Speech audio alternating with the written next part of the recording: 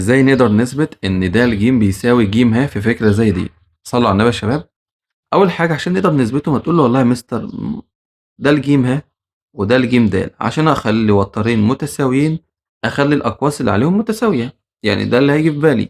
طيب هقولك زي الفل، تعالى بقى نشوف هنقدر نساوي القوس ج ه بالقوس ج د ازاي. ايه المعطى اللي معايا الاول؟ قالك ا ب ج د المستطيل، استفاد بيها بايه؟ هقولك من خواص المستطيل ان كل ضلعين متقابلين متساويين، يعني ا ب بيساوي الجيم د، ولما ا ب بيساوي الجيم د وترين في الدايره يبقى تستنتج ان الاقواس برضو اللي على الاوتار متساويه، اللي هو ا ب بيساوي ج د. تمام، تعال بس نكتب خطوه خطوه كده عشان ما تتوهش مني. بما ان ا ب ج د مستطيل،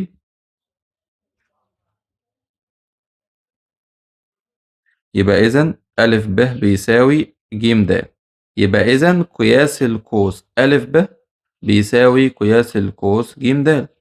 طيب وسمي لي دي رقم واحد.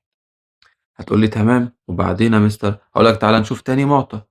أ ه بيساوي ب ج، فين أ ه؟ ده أ ه، حدد لك عليه أ ه. قال لك بيساوي ب ج، مش دول برضو وترين في الدايرة؟ هتقول لي أيوه يا مستر. هقول لك نستنتج إيه؟ هتقول لي والله يا مستر الأقواس اللي عليهم متساوية. أقول لك زي الفل، بما أن أ ه بيساوي ب ج، إيه الأقواس اللي عليهم؟ هتقول لي القوس أ ه أكيد بيساوي قياس القوس ب ج. وهنا بقى إيه؟ صلي على النبي وركز معايا. أ ب كله، أ ه سوري، بيساوي ب ج. تمام؟ مش أنت لو شلت الب ه ده منهم حذفته يعني هيبقى لك إن الألف ب بيساوي اله ج؟ هتقول لي أيوه يا مستر. تاني، إحنا قلنا إن أ ه كله بيساوي ب ج كله، فالمشترك بينهم القوس ب ه، فأنا هحذف القوس ده منهم الاتنين هشيله، فيبقى لك إن أ ب بيساوي اله ج.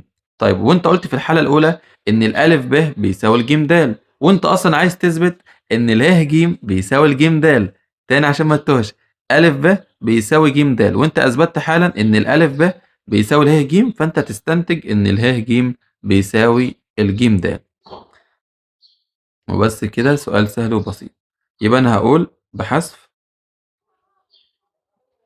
ب ه، القوس ب ه من الطرفين، فهتستنتج قياس القوس أ ب بيساوي قياس القوس ه ج، وسمي لي دي رقم اتنين.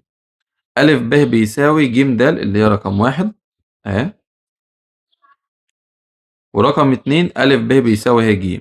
طبعا المتساويين لتالت متساويين، يبقى إذا من واحد واتنين، يبقى إذا قياس القوس ج د بيساوي قياس القوس ه ج، يبقى إذا د ج بيساوي ه ج. وصلى على النبي.